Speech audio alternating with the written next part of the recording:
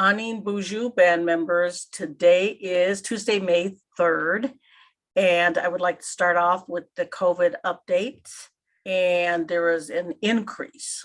So one new positive case of COVID, District 1 and District 2, we are now at 313. District 2, 63, no new cases. District 3, 84, no new cases. Today, I wanted to talk a little bit about legislation and the bills that I signed into law. So I have quite a few of them, and I'll just tell you what those are that I did sign into law. So now they are on the books. Band Assembly Bill 2001-4022. And that is a bill for amending Title 25 to clean up language, add a definition, remove the requirement to print the official acts. And you may find these bills in the legislative portion of our website. The next bill that I signed into law is Band Assembly Bill 2001-4122. It's a bill repealing Subchapter 8 of Chapter 2 of Title 24, and that's the band member legal services, and Chapter 5 of Title 18, tribal employment rights, and reenacting them in Title 15, titled Independent Agencies. The next bill that I signed into law is Band Assembly Bill 2001-4222. And that is a bill amending Title 11, Environmental, Natural Resources, Animals and Plants, to amend the name of Chapter 4 to clean up language, add sections for dangerous dogs and dog houses, and add language to the section regarding abandoned dogs in Subchapter 1 of Chapter 4. And enact a subchapter, Animal Protection Code, under Chapter 4. Band Assembly Bill 2001-4422, I signed into law, and that is an appropriation bill. And so the areas that are addressed is the court renovation budget. The next bill that I signed into law, Band Assembly Bill 2001-4522. And that also is a appropriation bill, and it's called a Bill of Supplemental Appropriation. And that involves the Executive Branch Commissioner Order 2022-05.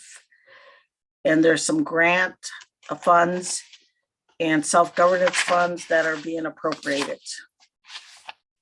The next bill is Band Assembly Bill 2001-4622. And that is also a supplemental appropriation for authorizing expenditures for the executive branch. And that is the housing initiative under community development, carpentry, and home remodel demo.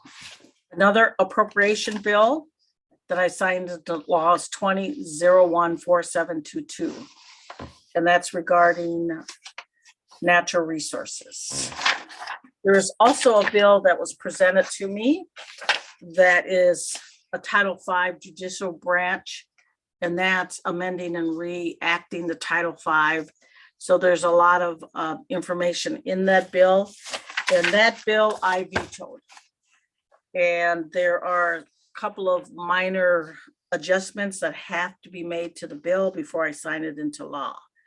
And sometimes they send me a bill that have grammar errors in it that I have to send back for them to correct. And also some definitions under judicial branch. Currently, the name is Court of Central Jurisdiction, and they want to change that to the judicial branch. Also, the bill is expanding the number of justices serving on the Court of Appeals. Currently, there's 3. but they want to include additional to the number of 5. And the only thing that caught my attention is that currently with our Court of Appeals, you have to be a band member. And so that is my question. Now they are going to open that up to anyone to be on the Court of Appeals. So I'd like to have a further discussion on that. I wanted to provide additional update regarding the TC meeting that was held last Friday in Bois Forte. And there was a vote and approval from the TC members that we send out a question on a referendum platform to all the members, and that will be on the June voting day. And so there are 2 questions that are going to be asked to all of the MCT members. First question: should the blood quantum requirement be removed from the Minnesota requirements of the Minnesota Chippewa tribe? And if you were at the meeting and you listened to some of the conversation, it was stated that American Indians are the only group of people that have to have a blood quantum. And so there's a lot of discussion regarding that. The second question: should the 6-member reservation or the bands of the Minnesota Chippewa tribe be authorized to determine their own membership requirements by band ordinance?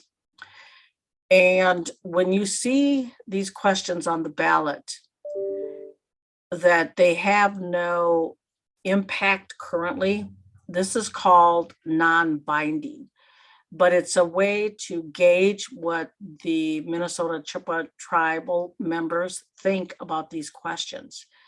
And depending on what the outcome of that vote is, that's when work will occur.